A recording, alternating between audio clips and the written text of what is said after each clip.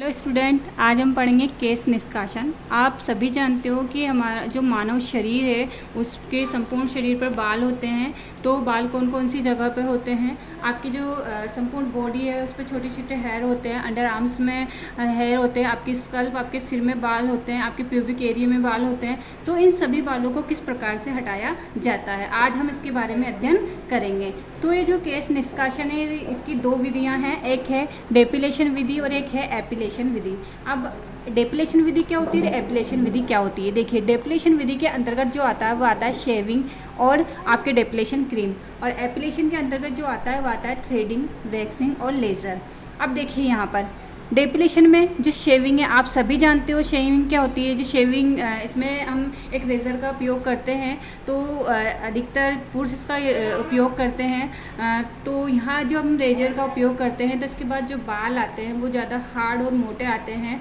तो नेक्स्ट है डेपिलेशन cream. डेपिलेशन cream के अंतर्गत एक क्रीम का यूज़ किया जाता है जो क्या करती है, बालों के जो केराटिन होता है उसको नष्ट कर देती है।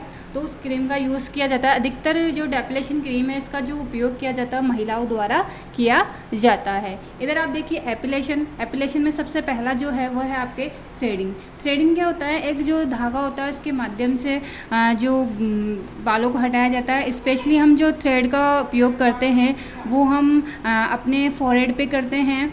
फोरहेड हो गया, आपकी आईब्रो हो गई, अपर लिप्स हो गए, इन सब पे हम किसका यूज़ करते हैं, थ्रेड का यूज़ करते हैं। अब हम पढ़ेंगे कि थ्रेडिंग करने की विधि क्या होती है, इसकी में सामग्री कौन कौन सी हम यूज़ में लेते हैं। तो इसमें जो हम सामग्री यूज़ में लेते हैं वो होता है आपका आईब्रो धागा होता है, इसके अलावा आपके पाउडर होता है, हेयर ब्रश होता है, इसके अलावा आपके जो ट्विजिंग हो गया, आपकी चिमटी हो गई आपके, ये सभी चीज़ें किस में यूज़ ली जाती है, थ्रेडिंग में यूज़ ली जाती है। इसके अलावा आपके नेक्स्ट आप देखेंगे वैक्सिंग। वैक्सिंग में क्या होता है कि एक वैक्स के माध्यम से बालों को हटाया जाता है। वैक्सिंग जो होता है इसके बाद अगर हम देखें शेविंग और वैक्सिंग में अंतर क्या है, तो ये अंतर इतना ही है कि भाई अगर हम बाल हटाना तो हम शेविंग के द्वारा भी हटा सकते हैं, लेकिन वैक्सिंग का ज़्यादा उपयोग क्यों किया जाता है? वैक्सिंग का ज़्यादा उपयोग इसलिए किया जाता है कि वैक्सिंग के बाद जो बाल आते हैं वो बहुत समय में आते हैं। जैसे आप देखोगे अगर आप रेजर का उपयोग कर रहे हैं तो नेक्स्ट दिन ही आपको ऐसा लगेगा कि आपके जो बाल है वो थोड़े थोड़े निकल के आ गए, लेकिन वैक्सिंग में ऐसा नहीं होता है। लगभग वैक्सिंग में बालों को निकलने में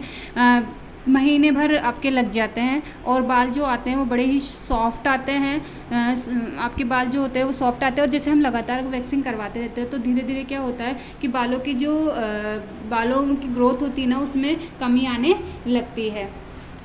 अब ये है कि वैक्सिंग में हम सामग्री कौन कौन सी यूज होती है। वैसे वैक्सिंग दो प्रकार की होती है, कोल्ड वैक्स और हॉट वैक्स, हम इसका उपयोग करते हैं।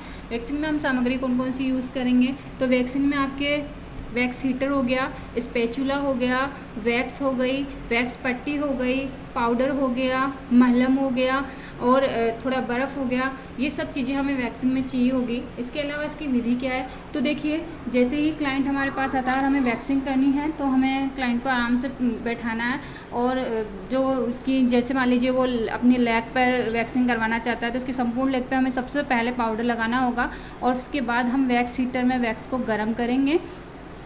वैक्स गर्म होने के बाद हमें तापमान चेक कर लेना है। तापमान ज़्यादा नहीं होना चाहिए वरना क्लाइंट की जो स्किन है वो जल जाएगी। तो आपको स्पैचुला में थोड़ी वैक्स लेनी है और उसको क्लाइंट के लेग पर अप्लाई करना है। वैक्स को अप्लाई करने का तरीका क्या होता है कि आपको वैक्स हेयर की दिशा में लगानी है, बालों की जो दिशा है उस दिशा में आपको वैक्स लगानी है। उसके बाद उसके ऊपर वैक्स स्ट्रिप रखनी है और उसको प्रेस करना है, स्किन को नीचे से स्ट्रेच करना है, खींचना है टाइट करके, और फिर एक झटके में बालों की विपरीत दिशा में वैक्स पट्टी को हटा लेना है। तो आपकी इस प्रकार से वैक्सिंग हो जाएगी। उसके बाद आपको संपूर्ण लेग पे ये प्रक्रिया दोहरानी है जब तक कि आपका जो पूरा लेग है इस पर वैक्सिंग नहीं हो जाती है।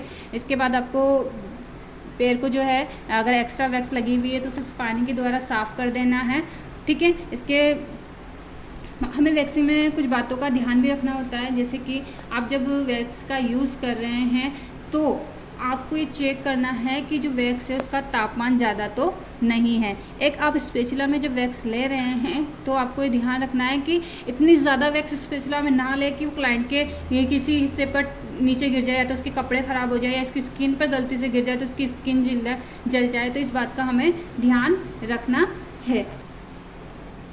और लेज़र जो होता है, इसके लेज़र में क्या होता है, एक इलेक्ट्रॉनिक तरीके से बालों का जो पैपिला होता है उसे नष्ट किया जाता है। ये एक स्थायी विधि है, बालों को हटाने की ये स्थायी विधि है।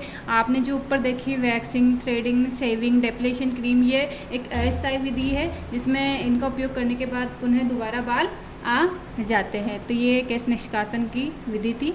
धन्यवाद।